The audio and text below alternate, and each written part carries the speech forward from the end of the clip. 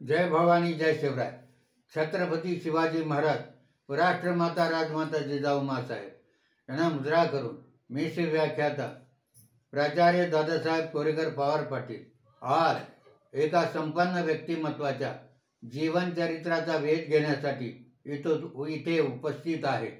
कैलासवासी गुलाबराव किसनराव गायकवाड, मुक्काम पोस्ट कोंडापुरी, तालुका शिरूर, जिल्हा पुणे यांचं नुकतंच म्हणजे 15/12/23 रोजी वयाच्या 97व्या वर्षी निधन झालं आणि एका संपन्न जीवनाची अखेर झाली. गेले जवळजवळ 70 वर्ष मी या परिवाराला जवळून पाहिलेलं आहे आणि प्रसिद्ध गायकवाड घराण्यामध्ये जन्मलेलं हे व्यक्तिमत्व अत्यंत सेवाभावी असं मी जवळून पाहिलेलं आहे. 40 वर्ष हवाई दलाच्या कार्यालयामध्ये नोकरी केल्यानंतर उर्वरित काळ त्यांनी आपल्या कौटुंबिक जीवनामध्ये आणि समाजाची सेवा करण्यात घालवलं. कोंडापुरी गावातील आज सगळ्यात बुजुर्ग असं हे व्यक्तिमत्व होतं. आपल्या संपूर्ण काळामध्ये अनेकांना प्रेरणा देणारं, अनेकांना उत्साह देणारं आणि अनेकांच्या मदतीला धावून जाणारं असं एक अखंड जीवनचरित्र मी पाहिलं. खरं म्हणजे या घराण्याचा इतिहास फार मोठा आहे. मुळात गायकवाड घराणे म्हणजे छत्रपती शाहू महाराजांच्या काळामध्ये जी घराणी उदयाला आली किंवा थोरले बाजीराव पेशव्याच्या काळामध्ये जी घराणे उदयाला आले त्यात पवार, शिंदे, होळकर आणि गायकवाड यांनी विशेषतः माळव्यामध्ये भरारी मारली आणि त्या दावडीचे दामाजी गायकवाड यांनी गुजरातमध्ये भरारी मारून थेट काठेवाडपर्यंत मुलूक हस्तगत केला आणि पुढे जेव्हा सुभ्याची वाटणी झाली तेव्हा छत्रपती शाहू महाराजांनी दामाजी गायकवाड यांना बडोद्याची सुभेदारी दिली.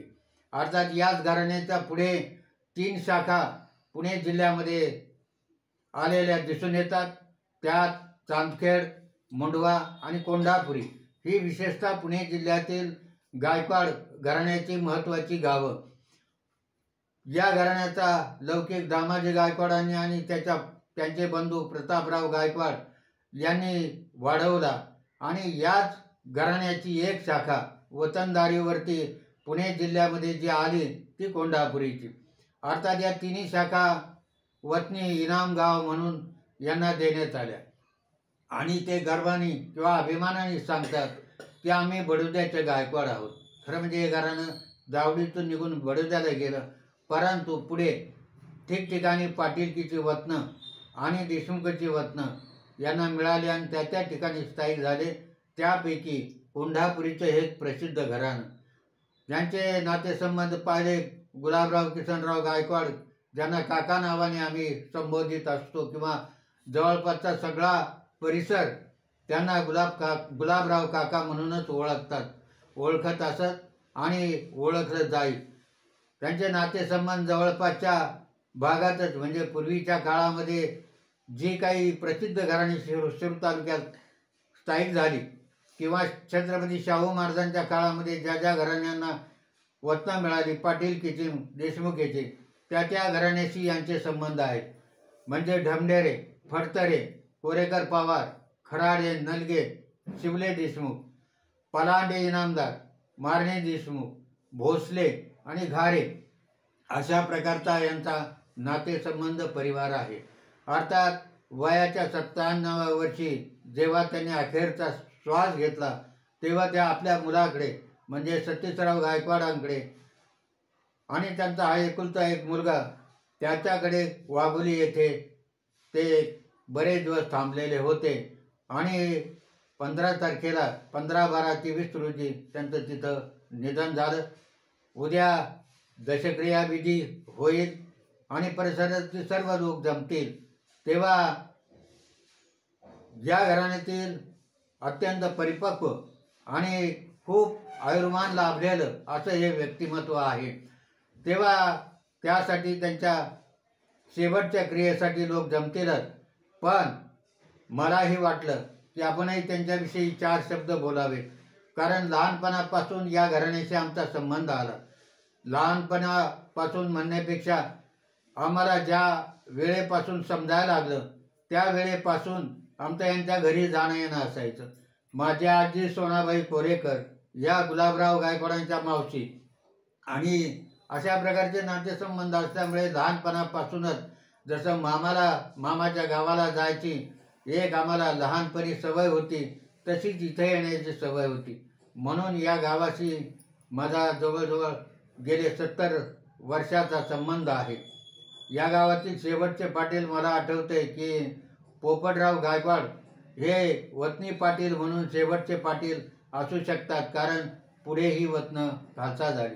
विठ्ठलराव, बाळासाहेब, बाजीराव असे 3 बंधू गुलाब काकांना होते. त्यापैकी एक बंधू आज हयात आहेत. विठ्ठलराव यांचं 100व्या वर्षी निधन झालं.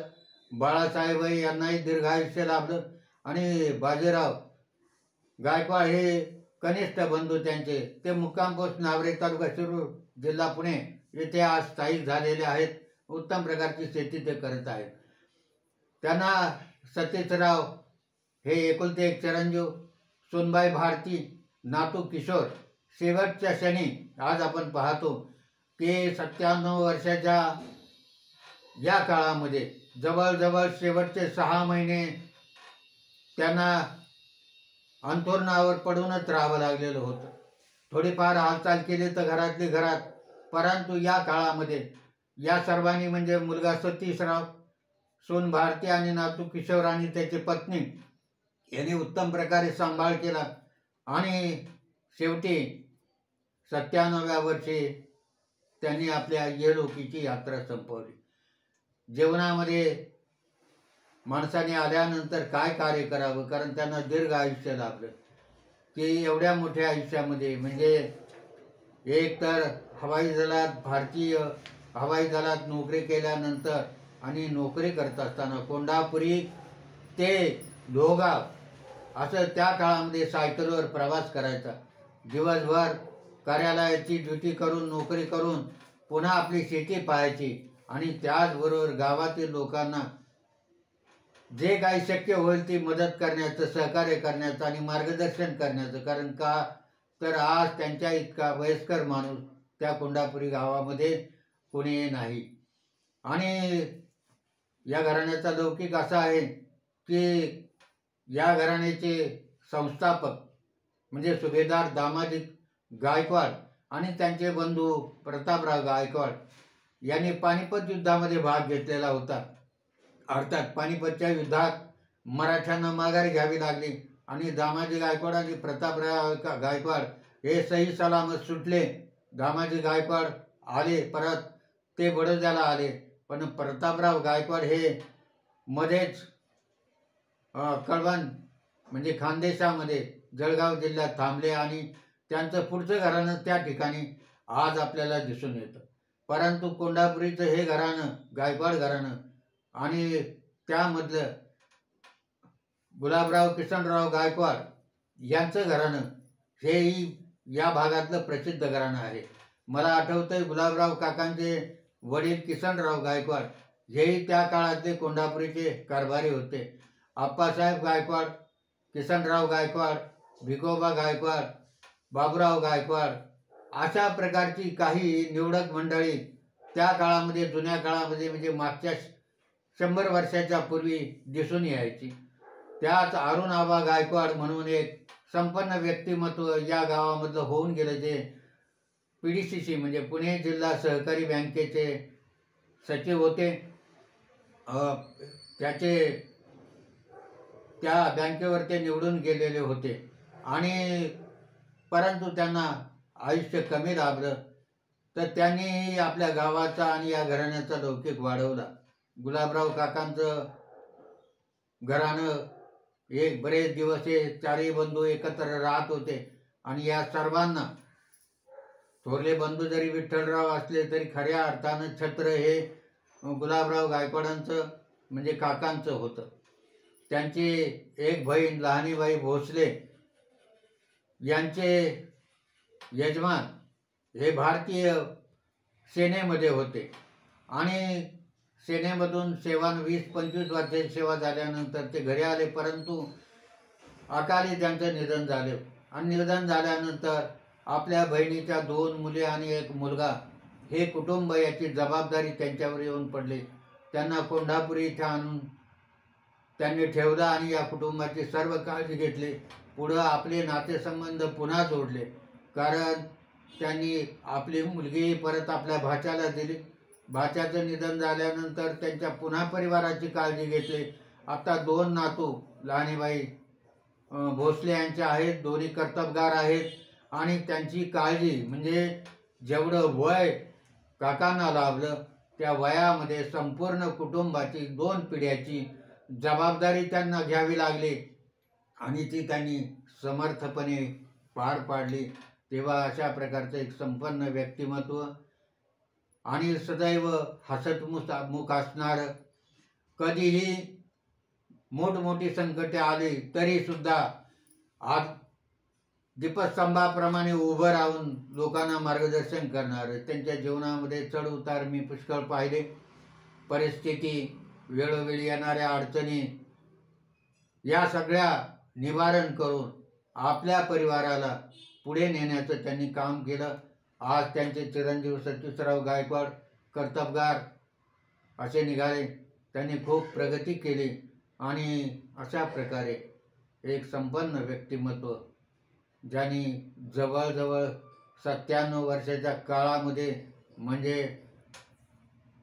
सुरुवातीचा 20 वर्षाचा काळ सोडला तर बाकी सगळं आयुष्य कुटुंबाच्या उभारणीसाठी, गावातील लोकांना सहकार्य करण्यासाठी, ते राजकारणात असो नाही तर नसो, परंतु समाजकारण त्यांचं चालू असायचं. गोरगरिबाला मदत करण्याची त्यांची वृत्ती असायची. आपल्या नातेवाईकांना वेळोवेळी मार्गदर्शन आणि सहकार्य करण्याची त्यांची प्रवृत्ती होती. आणि म्हणून माझ्या लक्षात राहिलेलं एक असं हे व्यक्तिमत्व की ज्यांना आम्ही गेले 70 वर्ष पाहत आलो, ज्यांच्या छत्रछायेखाली आणि मार्गदर्शनाखाली आमची पुढील वाटचाल झाली, तेव्हा अशा या काकांना, गुलाबराव किसनराव गायकवाड यांना त्यांच्या या निधन उपरांत त्यांना मी आदरांजली वाहतो आणि परमेश्वर त्यांच्या आत्म्याला चिरशांती देवो आणि यांचा लौकिक त्यांच्या घराण्यातील पुढील लोकांनी तसाच जपावा अशी एक अभिलाषा इच्छा व्यक्त करून थांबतो. जय हिंद, जय महाराष्ट्र.